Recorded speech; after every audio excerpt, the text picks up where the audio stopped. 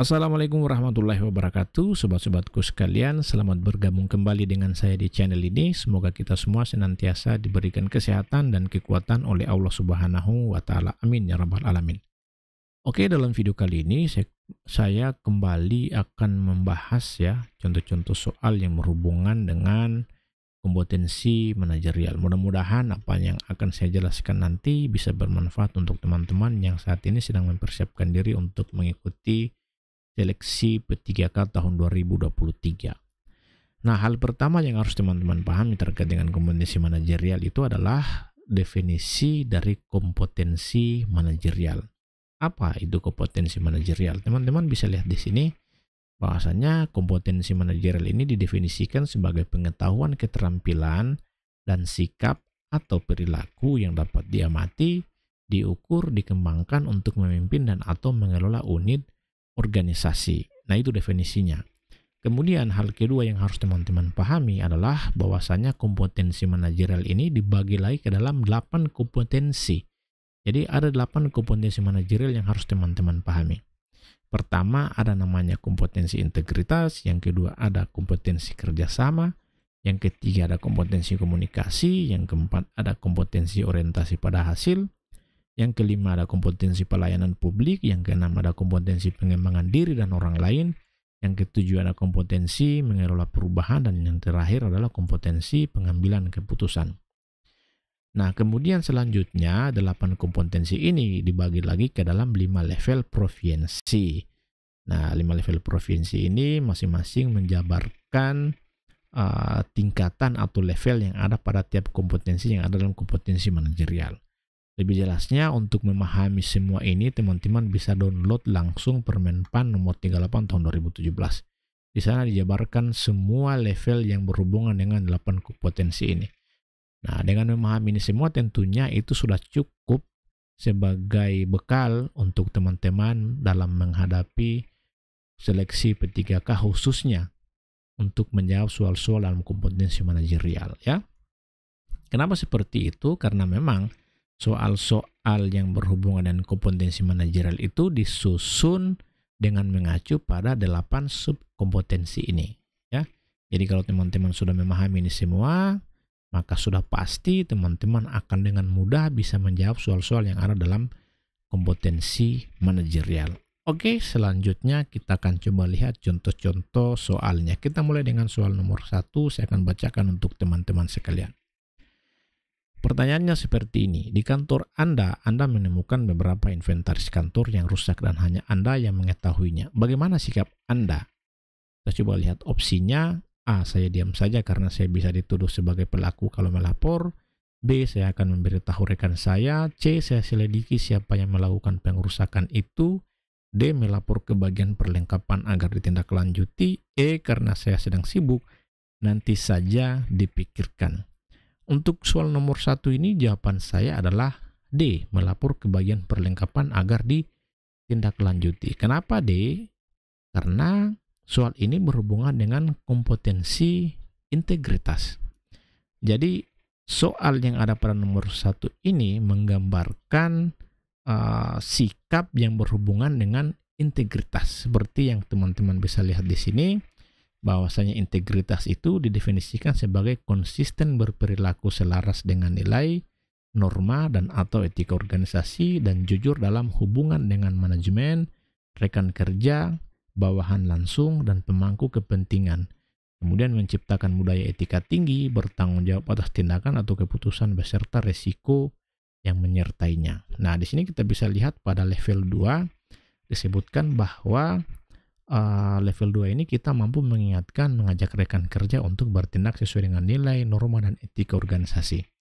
Opsi D atau pilihan D yang ada di sini, saya anggap ini sesuai dengan kompetensi integritas pada level 2. Secara tidak langsung ketika saya melaporkan bahwa ada inventaris kantor yang rusak, saya laporkan kepada bagian yang bertanggung jawab yang mengurus inventaris kantor, maka itu telah menunjukkan sikap mengingatkan, mengajak rekan kerja untuk bertindak sesuai dengan nilai, norma, dan etika organisasi.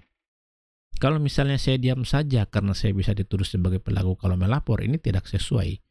ini bukan sikap yang harus dilakukan oleh seorang karyawan, ya, atau bukanlah sikap yang harus dilakukan oleh seseorang yang bekerja pada sebuah institusi atau organisasi. Kemudian saya akan memberitahu rekan saya, ini tidak eh, tidak sesuai juga. Kenapa? Karena tidak jelas saya memberitahu rekan yang mana, ya. Rekan siapa yang harus saya beritahu itu tidak jelas disebutkan di sini. Kemudian saya selidiki siapa yang melakukan pengerusakan itu. Untuk melakukan suatu penyelidikan itu bukan tupoksi kita sebagai karyawan pada sebuah institusi atau organisasi. Kemudian karena saya sedang sibuk, nanti saja dipikirkan ini, opsi E ini sangat-sangat tidak sesuai, sangat-sangat tidak mencerminkan sikap seorang karyawan yang menjunjung tinggi nilai dan norma pada sebuah organisasi.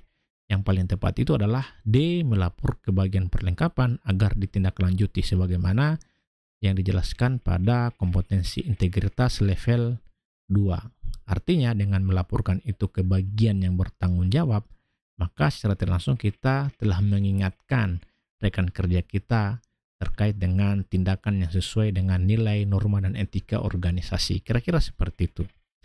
Oke, selanjutnya kita akan coba lihat soal nomor 2. Saya akan bacakan lagi untuk teman-teman. Saya mampu menuntaskan tugas sebelum batas waktu yang ditetapkan.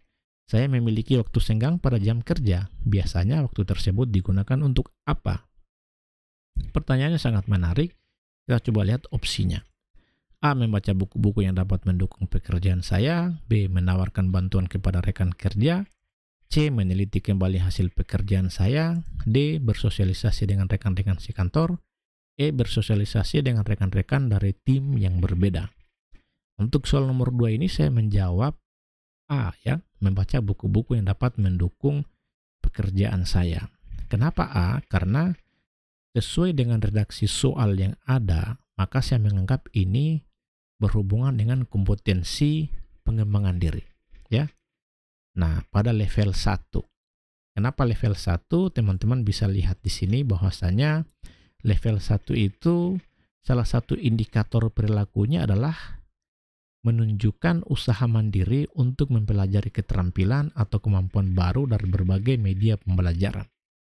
Nah, membaca buku adalah merupakan salah satu upaya untuk mempelajari keterampilan atau kemampuan baru, ya.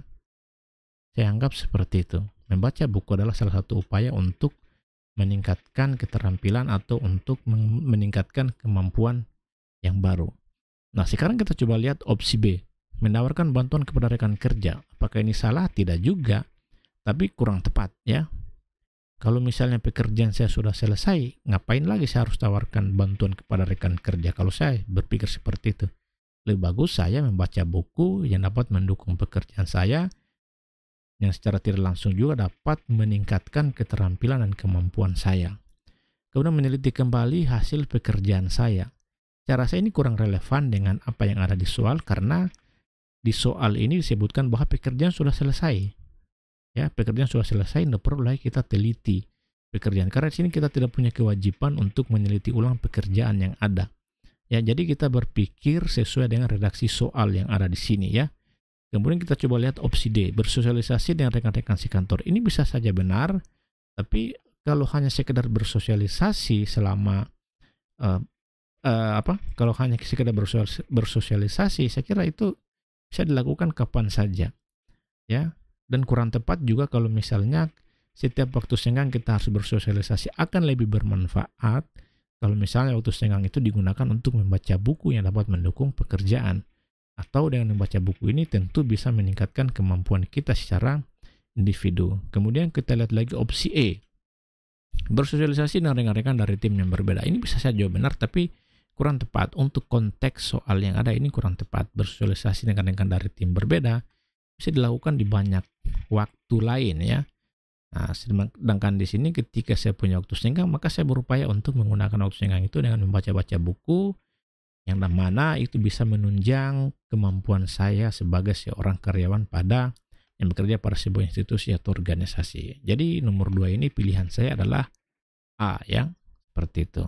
Teman-teman, kalau misalnya punya pilihan lain, silakan dituliskan di kolom komentar, ya. Nah, kemudian kita coba lihat soal nomor 3. Vendor atau pihak ketiga melaporkan bahwa proyek yang sedang dikerjakan tidak mencapai target tepat waktu. Tindakan yang saya lakukan adalah titik-titik. A. Meminta bukti untuk dilaporkan kepada atasan. B. Meminta vendor untuk menyelesaikan pekerjaan tepat waktu. C. Meminta bukti yang lengkap untuk mendiskusikan dan mencarikan solusi. D. Meminta bukti yang lengkap untuk dilaporkan kepada atasan bahwa vendor kurang baik. E. Meminta alasan kepada vendor mengapa pekerjaan tidak selesai tepat waktu. Untuk soal nomor 3, saya menjawab E, ya. Jawaban saya E. Soal ini saya anggap berhubungan dengan kompetensi komunikasi, ya. Kompetensi komunikasi pada level 2. Teman-teman bisa lihat di sini bahwa komunikasi itu didefinisikan sebagai kemampuan untuk menerangkan pandangan dan gagasan secara jelas, sistematis, disertai argumentasi yang logis dengan cara-cara yang sesuai baik secara lisan maupun tertulis, memastikan pemahaman, mendengarkan secara aktif dan efektif, mempersuasi, meyakinkan, dan membujuk orang lain dalam rangka mencapai tujuan organisasi. Kita coba lihat level 2 dari kompetensi komunikasi ini. Level 2 di sini dijelaskan bahwa aktif menjalankan komunikasi secara formal dan informal, bersedia mendengarkan orang lain, menginterpretasikan pesan dengan respon yang sesuai, mampu menyusun materi presentasi, pidato, naskah, laporan, dan lain-lain. Kemudian salah satu penjelasan dari level 2 ini adalah menggunakan gaya komunikasi informal untuk meningkatkan hubungan profesional, kemudian mendengarkan pihak lain secara aktif, menangkap dan menginterpretasikan pesan-pesan orang lain, serta memberikan respon yang sesuai. Jadi jawaban opsi E ini saya anggap sesuai dengan level 2 pada kompetensi komunikasi, ya. Mendengarkan pihak lain secara aktif, menangkap dan menginterpretasikan pesan-pesan dari orang lain, serta memberikan respon yang sesuai. Saya kira itu suatu tindakan yang perlu untuk kita lakukan dalam konteks menjawab persoalan seperti yang ditanyakan pada nomor 3 ini, ya. Kalau misalnya meminta bukti untuk dilaporkan kepada atasan, saya kira itu kurang tepat, ya. Kenapa? Karena ketika ada orang lain yang bekerja tidak sesuai dengan apa yang ditargetkan di awal, maka hal pertama yang harus kita lakukan adalah meminta alasan. Kita harus cari tahu dulu apa alasannya, mengapa pekerjaan tidak selesai. Kita mendengarkan pihak lain itu secara aktif. Dia harus jelaskan dulu kepada kita apa alasannya. Jadi setelah dia menjelaskan apa alasannya, barulah kita meminta bukti seperti yang ada pada opsi C, D, dan A, ya. Kemudian kita coba lihat opsi B, meminta vendor untuk menyelesaikan pekerjaan tepat waktu. Tidak relevan lagi dengan jawaban, dengan pertanyaan yang ada. Kenapa? Karena meminta vendor untuk menyelesaikan pekerjaan tepat waktu, ini harusnya ada pada pembicaraan awal, ya. Harusnya sudah ada pada pembicaraan awal sebelum pekerjaan itu dikerjakan oleh vendor. Sementara kasusnya yang ada di sini adalah pekerjaan ini sudah dikerjakan dan tidak sesuai dengan target yang ditetapkan sejak awal. Jadi saya kira opsi B ini kurang tepat. Opsi A meminta bukti, opsi C meminta bukti, opsi D meminta bukti, itu juga kurang tepat untuk langsung dilakukan, karena yang saya pahami di sini bahwasanya ketika ada tindakan yang tidak sesuai dengan perjanjian awal, maka hal pertama yang harus kita lakukan adalah meminta alasan dulu kepada vendor. Cari tahu dulu alasannya kenapa tidak selesai sesuai dengan perjanjian awal. Perjanjian awalnya itu pasti harus dikerjakan tepat waktu. Setelah kita minta alasannya, barulah kita meminta bukti-bukti.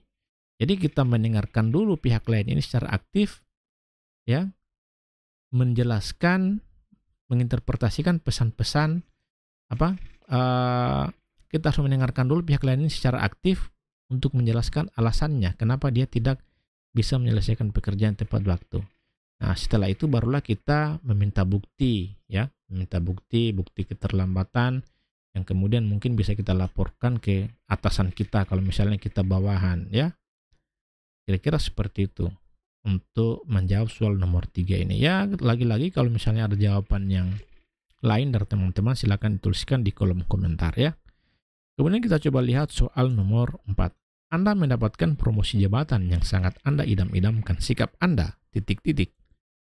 A. Berusaha mengendalikan kebanggaan dan kebahagiaan diri serta keluarga. B. Sulit menahan diri untuk tidak bangga dan bahagia hingga semua orang harus tahu mengenai promosi saya.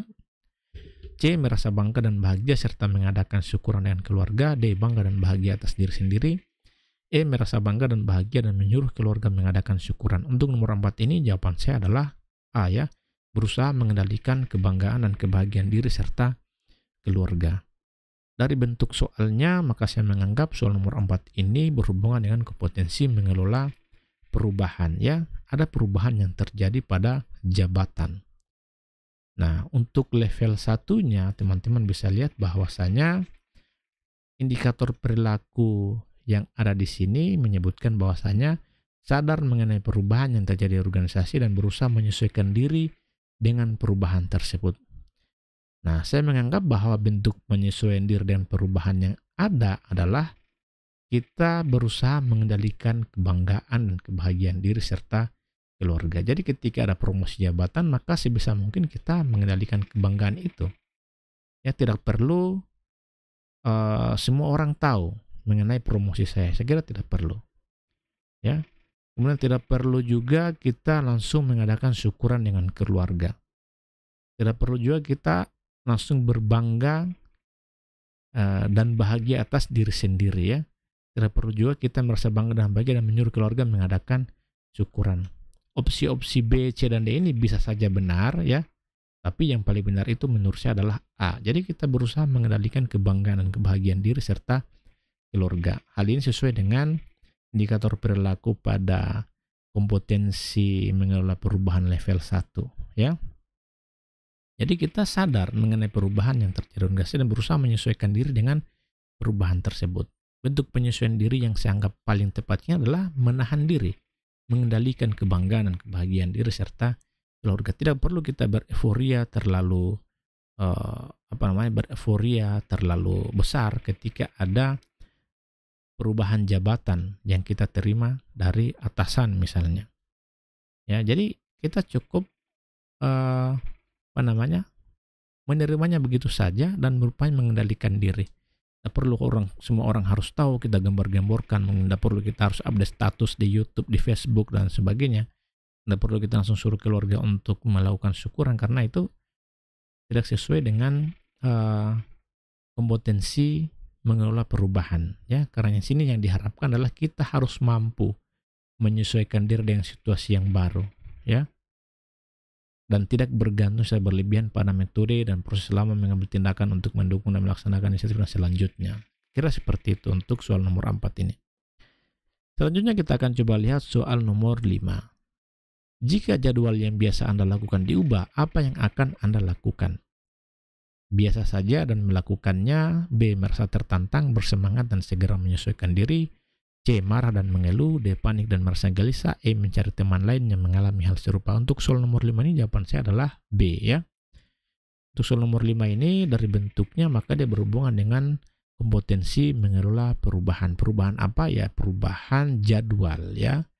Nah, untuk perubahan jadwal ini kalau kita lihat penjelasannya pada level 2 untuk kompetensi mengelola perubahan, nah itu di sini disebutkan bahwasanya menyesuaikan diri, menyesuaikan cara kerja lama dengan menerapkan metode proses baru selaras dengan ketentuan yang berlaku tanpa arahan orang lain. Jadi ini sangat sesuai dengan apa yang ditanyakan di soal nomor 5 ini, bahwasanya ketika ada perubahan jadwal, maka kita harus bisa menyesuaikan cara kerja lama dengan menerapkan metode atau proses baru selaras dengan ketentuan yang berlaku tanpa arahan orang lain. Dan merasa tertantang, bersemangat dan segera menyesuaikan diri itu salah satu tindakan yang paling benar untuk dilakukan sesuai dengan konteks pertanyaan yang ada di sini. Biasa saja dan melakukannya bisa saja juga benar, tapi ini kurang tepat menurut saya. Marah dan mengeluh ya ini salah. Masa kita mau marah atau mengeluh ketika ada perubahan jadwal, sementara kan kita diatur oleh kantor, bukan kita yang mengatur kantor. Jadwal itu bukan kita sendiri yang menentukan, tapi ada otoritas kantor yang menentukan jadwal kapan kita harus ke kantor, kapan kita harus pulang kantor. Panik dan merasa gelisah, saya kira ini bukan sikap yang perlu kita tunjukkan sebagai seorang karyawan. Mencari teman lain yang mengalami hal serupa, ini juga saya kira kurang tepat untuk dilakukan ketika kita menghadapi kondisi seperti ini. Nah, sedangkan merasa tertantang, bersemangat dan segera menyesuaikan diri, saya kira itu adalah sikap yang paling tepat untuk dilakukan dalam rangka merespon perubahan jadwal. Hal ini sesuai dengan kompetensi mengelola perubahan pada level 2 yang dijelaskan pada poin nomor 1 ya. Kira-kira seperti itu. Selanjutnya kita akan coba lihat pertanyaan nomor 6. Anda adalah karyawan yang memiliki kompetensi di bidang pemasaran dan dipercaya untuk memimpin tim yang kurang produktif. Usia mereka jauh lebih tua daripada Anda. Bagaimana strategi Anda? A. Memaksa anggota tim untuk mengikuti kehendak Anda. B. Mengevaluasi kinerja tim dan mendorongnya untuk berubah. C. Mengambil alih tanggung jawab tim sebagai tanggung jawab. D. Menggunakan cara baru sesuai kemampuan Anda. E. Mendiskusikan apa hambatannya selama ini dan mencari solusi bersama serta mengevaluasi secara rutin.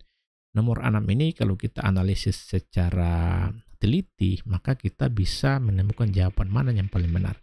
Saya di sini menjawab E sebagai jawaban yang paling benar. Ya, kalau kita melihat kompetensi dari soal nomor 6 ini itu masuk pada kompetensi komunikasi level 3 ya. Kompetensi komunikasi level 3 ya. Level 3 ini diartikan sebagai efektif membangun tim kerja untuk peningkatan kinerja organisasi ya. Jadi kalau kita lihat poin-poinnya, di mana poin pertama ini adalah melihat kekuatan kelemahan anggota tim, membentuk tim yang tepat, mengantisipasi kemungkinan hambatan dan mencari solusi yang optimal. Saya kira sesuai dengan opsi E ya. Jadi ketika ada anggota tim yang yang berbeda dengan kita dari sisi usia misalnya, maka yang perlu kita lakukan adalah mendiskusikan apa hambatannya selama ini yang terjadi, kemudian mencari solusi bersama serta mengevaluasi secara rutin.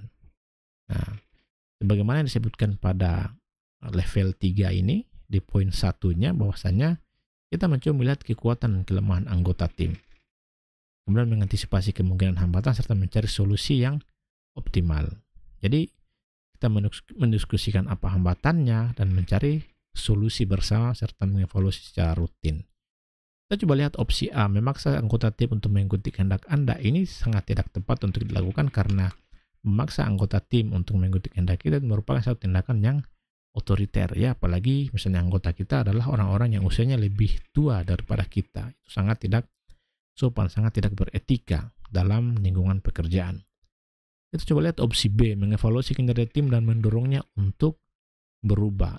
Jadi mengevaluasi bisa saja benar, tapi saya kira kurang tepat untuk dilakukan karena selain evaluasi tentu kita perlu melakukan diskusi, mencari tahu apa hambatannya ya, sebagaimana ditunjukkan dalam opsi E. Kemudian mengambil alih tanggung jawab tim sebagai tanggung jawab, saya kira kurang tepat karena yang namanya kerja tim berarti semua elemen tim itu harus terlibat dalam pengambilan keputusan, bukan hanya kita sendiri sebagai ketua tim yang bertanggung jawab. Kemudian menggunakan cara baru sesuai kemampuan Anda. Ini tidak bisa juga kita lakukan karena pada dasarnya kembali lagi bahwasanya pekerjaan tim adalah pekerjaan yang harus diselesaikan, yang harus dikerjakan, yang harus dipikirkan oleh semua anggota tim. Bukan berdasarkan kemampuan ketua tim seorang diri, tapi harus berdasarkan kemampuan seluruh anggota tim yang mana itu perlu didiskusikan dan dicarikan solusi secara bersama-sama, kemudian dilakukan proses evaluasi secara rutin sebagaimana yang disebutkan dalam opsi E. Dan ini juga sesuai dengan apa yang disebutkan dalam kompetensi komunikasi level 3 di poin nomor 1 ya. Poin nomor 1 dan poin nomor 2 saya kira ini sangat sesuai ya, mengupayakan dan mengutamakan pengambilan keputusan berdasarkan usul-usul anggota tim untuk kelompok, bernegosiasi secara efektif untuk upaya menyelesaikan pekerjaan menjadi target kinerja kelompok dan atau unit kerja. Kemudian kita lihat soal nomor 7. Apakah Anda bersedia untuk memperdebatkan sesuatu padahal kelompok Anda jelas-jelas tidak menyetujuinya? Opsinya A, saya akan tetap mempertahankan pendapat saya. B, saya akan menyimak pendapat lain terlebih dahulu. C, saya akan berpikir ulang dan mencari jalan tengah. D, saya akan mengalah saja. E, saya akan mengumpulkan teman terlebih dahulu untuk menyuarakan pendapat saya. Untuk soal nomor 7 ini, jawaban saya adalah C, saya akan berpikir ulang dan mencari jalan tengah. Ya, soal nomor 7 ini saya anggap ini berhubungan dengan kompetensi kerjasama level 2. Ya. Nah, di sini teman-teman bisa lihat bahwasanya level 2 ini berhubungan dengan upaya menumbuhkan tim kerja yang partisipatif dan efektif. Ya. Membangun komitmen yang tinggi untuk menyelesaikan tugas tim, berbagi informasi yang relevan atau bermanfaat pada anggota tim, mempertimbangkan masukan dan kalian anggota dalam kelompok kerja serta bersedia untuk belajar dari anggota lain, membantu orang lain dan menyelesaikan tugas-tugas mereka untuk mendukung sasaran tim. Nah, berdasarkan penjabaran pada poin-poin yang ada pada level 2 ini, maka saya menganggap opsi C itu yang paling benar. Saya akan berpikir ulang untuk mencari jalan tengah. Ya. Jadi, kalau misalnya ada sesuatu yang misalnya ada sesuatu yang perlu diperdebatkan dalam anggota tim, dalam tim, maka saya akan berupaya untuk mencari jalan tengah untuk menghindari perdebatan. Ya, kenapa? Karena pada dasarnya perdebatan itu selalu berakhir tidak baik. Dan ketika itu berakhir tidak baik, maka akan berdampak buruk bagi tim yang sedang kita kelola. Kita coba lihat opsi A. Saya akan tetap mempertahankan pendapat saya. Lagi-lagi, kalau kita mempertahankan pendapat secara personal, maka itu masuk dalam kategori otoriter, ya. Sementara ini adalah kerja tim. Kemudian saya akan menyimak pendapat lain terlebih dahulu. Ya, untuk menyimak pendapat lain terlebih dahulu, saya kira waktunya sudah kurang tepat. Ya, waktunya sudah kurang tepat karena sini sudah jelas-jelas kelompok kita ini sudah tidak menyetujuinya. Jadi ada sesuatu yang mau diperdebatkan dan itu jelas-jelas sudah tidak disetujui. Jadi tidak perlu lagi kita menyimak pendapat lain terlebih dahulu karena memang sudah jelas-jelas tidak disetujui. Jadi pendapat siapa lagi yang mau didengar? Sementara semua mayoritas anggota kelompok sudah tidak menyetujui hal tadi. Kemudian saya akan berpikir ulang dan mencari jalan tengah. Ya, ini saya kira opsi yang paling rasional untuk menjawab soal nomor 7. Jadi ketika ada sesuatu yang tidak disetujui oleh seorang anggota tim dan itu berpotensi untuk diperdebatkan, maka sebisa mungkin kita berpikir kembali dan mencari jalan tengah. Ya, jalan tengah ini untuk menghindari perdebatan tentunya. Kemudian opsi D, saya akan mengalah saja. Saya kira ini bukan sikap yang baik bagi seorang pemimpin tim, ya, mengalah misalnya. Ya, karena setiap masalah yang ada dalam tim itu pada dasarnya harus dicarikan solusi yang tepat. Bagaimana cara menyelesaikannya? Saya akan mengumpulkan teman terlebih dahulu untuk menyuarakan pendapat saya. Saya kira ini kurang tepat juga karena memang kondisinya di sini adalah sudah ada satu masalah yang diperdebatkan, sementara semua anggota kelompok ini jelas-jelas tidak menyetujuinya. Maka yang perlu kita lakukan adalah tidak perlu lagi mengumpul teman terlebih dahulu untuk menyuarakan pendapat, tapi yang kita lakukan adalah berpikir ulang dan mencari jalan tengah dari persoalan yang ada. Kira-kira seperti itu, ya. Kemudian kita akan coba lihat pertanyaan nomor 8. Dengan dana terbatas Anda diminta oleh atasan untuk mengadakan kegiatan di kantor. Beberapa pendahulu Anda tidak terlalu sukses melaksanakan kegiatan tersebut karena adanya Reich Budget Policy. Reaksi Anda ketika menerima tugas tersebut seperti apa? A. Menolak tugas tersebut karena dirasa mustahil untuk dilaksanakan. B. Menerima tugas tersebut dengan berbagai syarat yang harus dipenuhi. C. Menolak tugas dengan mengemukakan kekurangan-kekurangan diri dan meminta atasan untuk menugaskan kepada orang lain. D. Menerima tugas tersebut kemudian mengajak rekan-rekan kerja untuk mendiskusikan berbagai alternatif cara menyelesaikan tugas tersebut. E. Menerima tugas tersebut kemudian mencoba menyelesaikannya sendiri. Nomor 8 ini jawaban saya tentu saja D, ya. Menerima tugas kemudian mengajak rekan-rekan kerja untuk mendiskusikan berbagai alternatif cara menyelesaikan tugas tersebut. Nah, soal ini berhubungan dengan kompetensi pengambilan keputusan level 2. Mana teman-teman bisa melihat di sini bahwa level 2 ini menjelaskan tentang bagaimana kita menganalisis masalah secara mendalam. Apa masalahnya? Ya, masalahnya itu tadi. Ya, kita punya dana terbatas, sementara kita ditunjuk langsung oleh atasan untuk melakukan kegiatan. Ya. Nah, tentu saja dengan kondisi seperti ini, maka ya, yang paling mungkin kita lakukan adalah otomatis harus menerima tugas. Kemudian mengajak rekan-rekan kerja untuk mendiskusikan berbagai alternatif cara menyelesaikan tugas tersebut. Nah, sebagaimana yang dijelaskan dalam kompetensi pengambilan keputusan level 2 ini, menganalisis masalah secara mendalam. Kalau kita lihat poin-poinnya, di mana poin 1 ini adalah dijelaskan bahwasanya melakukan analisis secara mendalam terhadap informasi yang tersedia dalam upaya mencari solusi, mempertimbangkan berbagai alternatif yang ada sebelum membuat kesimpulan, membuat keputusan operasional berdasarkan kesimpulan dari berbagai sumber informasi sesuai dengan pedoman yang ada. Nah, pada level 2 ini kalau kita perhatikan maka itu sesuai dengan opsi D. Artinya kita menerima tugas tersebut kemudian mengajak rekan-rekan untuk mendiskusikan berbagai alternatif cara, mendiskusikan berbagai macam hal untuk mencari solusi dari masalah yang ada di sini. Masalahnya apa? Kekurangan anggaran yang terbatas, ya. Jadi kita mempertimbangkan berbagai alternatif sebelum membuat sebuah kesimpulan. Ya, ini sesuai dengan apa yang dijelaskan dalam kompetensi pengambilan keputusan untuk level 2, ya. Kira seperti itu. Menolak tugas tersebut karena dirasa mustahil untuk dilaksanakan, saya kira ini kurang tepat untuk dilakukan, karena menolak tugas saya rasa itu adalah tindakan tindakan melawan, ya, yang tidak sesuai dengan nilai dan etika dalam organisasi. Kemudian menerima tugas tersebut dan dengan berbagai syarat yang harus dipenuhi, ya saya kira ini bukan posisi kita sebagai karyawan untuk memberi syarat kepada atasan terkait dengan apa yang harus kita kerjakan. Ya, karena pada dasarnya karyawan itu ya tugasnya adalah menerima dan menjalankan. Untuk memberi syarat kepada atasan ya sangat tidak tepat, karena kita bukan pada posisi untuk memberikan syarat kepada atasan.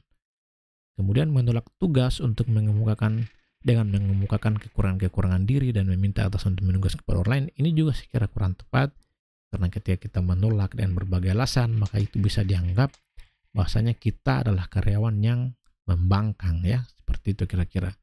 Kemudian menerima tugas tersebut kemudian mencoba menyelesaikan sendiri, saya kira ini sama saja dengan bunuh diri, ya. Kalau misalnya kita menerima tugas, sementara tugas tadi sudah jelas-jelas anggarannya kurang, kemudian pada periode sebelumnya pengerjaannya itu tidak bagus juga, kemudian kita mau ambil, terima begitu saja dan kita mau jalankan sendiri, sama saya dengan bunuh diri, ya. Maka dari itu opsi D ini yang paling tepat. Menerima tugas tersebut kemudian mengajak rekan-rekan kerja untuk mendiskusikan berbagai alternatif sebagaimana yang disebutkan dalam kompetensi pengambilan keputusan level 2, ya. Mempertimbangkan berbagai alternatif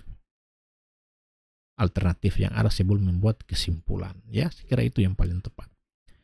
Oke, selanjutnya kita akan lihat soal nomor 9. Apakah Anda menunjukkan inisiatif dan berusaha untuk mengejar prestasi kerja? A. Saya selalu menunjukkan inisiatif dalam bekerja. B. Terkadang jika saya terpikirkan ide, maka saya akan berinisiatif melakukan sesuatu. C. Tergantung keadaan dan kondisi saya. D. Saya tidak pernah berinisiatif tetapi selalu mengerjakan tugas yang baik. E. Saya kadang berinisiatif jika diperlukan. Untuk nomor 9 ini saya kira jawabannya adalah A, ya. Saya selalu menunjukkan inisiatif dalam bekerja. Ya, untuk soal nomor 9 itu sesuai dengan kompetensi orientasi pada hasil, ya, level 2. Teman-teman bisa lihat di sini, ya, disebutkan bahwa level 2 ini berhubungan dengan upaya untuk meningkatkan hasil kerja pribadi yang lebih tinggi dari standar yang ditetapkan, mencoba metode alternatif untuk meningkatkan kinerja. Nah, pertanyaannya, apakah Anda menunjukkan inisiatif dan berusaha untuk mengejar prestasi? Ya, saya selalu menunjukkan inisiatif dalam bekerja. Hal ini sebagai bentuk upaya untuk meningkatkan hasil kerja secara pribadi, ya. Kalau kita lihat poin-poin penjelasannya, salah satunya adalah menetapkan dan berupaya mencapai standar kerja pribadi yang lebih tinggi dari standar kerja yang ditetapkan organisasi. Mencoba metode kerja alternatif untuk meningkatkan hasil kerjanya, memberi contoh kepada orang lain, dan seterusnya. Nah, jadi kalau kita lihat opsi B, terkadang jika saya terpikirkan, ini kurang tepatnya. Artinya kalau misalnya terkadang dan kalau terpikirkan itu bisa diartikan sebagai satu tindakan yang kadang-kadang kalau saya pikir maka saya mau inisiatif, kalau tidak ya tidak. Itu kurang tepat dilakukan sebagai seorang karyawan pada yang bekerja pada sebuah organisasi atau institusi. Tergantung keadaan dan kondisi saya, ini juga kurang tepat, ya, karena yang namanya prestasi kerja itu memang harus dikejar, ya. Kita harus kejar, kita harus punya inisiatif. Jadi prestasi kerja itu bukan hal yang harus dilakukan dalam kondisi-kondisi tertentu, tapi dia memang harus dikerjakan secara stimulan, secara terstruktur, dan secara berkala, seperti itu. Saya tidak pernah berinisiatif tetapi selalu mengerjakan tugas yang baik. Ini juga kurang tepat, ya. Hanya bekerja saja tanpa berinisiatif untuk mengejar prestasi kerja, suatu tindakan yang kurang tepat juga. Jadi kalau kita hanya kerja-kerja saja tanpa ada inisiatif untuk meningkatkan prestasi kerja, berarti dalam hal ini kita memang hanya bekerja untuk apa ya, untuk memenuhi tanggung jawab saja, tapi tidak ada orientasi untuk mengejar prestasi, untuk mengejar sesuatu yang lebih tinggi daripada apa yang kita dapatkan sebelumnya. Kemudian saya kadang berinisiatif jika diperlukan, ini juga salah, keliru, ya. Seperti yang saya katakan tadi, mengejar prestasi kerja itu harus dilakukan secara berkala, secara terstruktur, secara terus-menerus. Jadi opsi A selalu menunjukkan inisiatif dalam bekerja, itu adalah upaya yang mesti dilakukan, yang memang harus dilakukan oleh seorang karyawan bekerja pada sebuah organisasi atau institusi. Maka dari itu opsi A ini adalah opsi yang paling benar untuk menjawab pertanyaan nomor 9. Sebagaimana yang dijelaskan dalam kompetensi orientasi pada hasil di level 2, ya. Menetapkan berupaya mencari standar kerja pribadi yang lebih tinggi dari standar kerja yang bukan organisasi. Jadi kita selalu berupaya untuk mencari standar kerja dengan terus-menerus menunjukkan inisiatif dalam bekerja untuk mengejar satu prestasi. Sekiranya itu adalah hal yang mesti dilakukan oleh seorang karyawan dalam bekerja. Kita coba lihat soal nomor 10, soal terakhir dari rangkaian pembahasan soal-soal kita yang berhubungan kompetensi manajerial. Saya akan bacakan lagi untuk teman-teman, mudah-mudahan teman-teman tidak bosan-bosan mendengarkan suara saya. Bagaimana Anda merespon target pencapaian rekan kerja Anda? A. Saya mudah melakukan apresiasi positif terhadap rekan kerja. B. Saya akan memberikan apresiasi positif kepada rekan kerja yang memang progresnya luar biasa. Saya akan memberikan apresiasi sekadarnya. Jika baik, saya katakan baik, dan jika tidak, saya katakan tidak. D. Saya jarang memberikan apresiasi kepada rekan kerja kecuali memang luar biasa. E. Saya akan memberikan apresiasi kepada rekan kerja. Untuk nomor 10 ini jawabannya adalah B. Jadi saya akan memberikan apresiasi positif kepada rekan kerja yang memang progresnya luar biasa.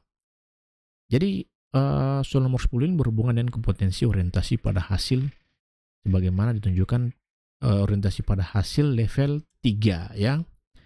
Menetapkan target kerja yang menantang bagi unit kerja, memberikan apresiasi dan teguran untuk mendorong kinerja. Ini sesuai dengan jawaban opsi B. Memberikan apresiasi yang positif kepada rekan kerja yang memang progresnya luar biasa. Kita coba lihat opsi A. Saya mudah melakukan apresiasi positif terhadap rekan kerja. Ini bisa saja benar, tapi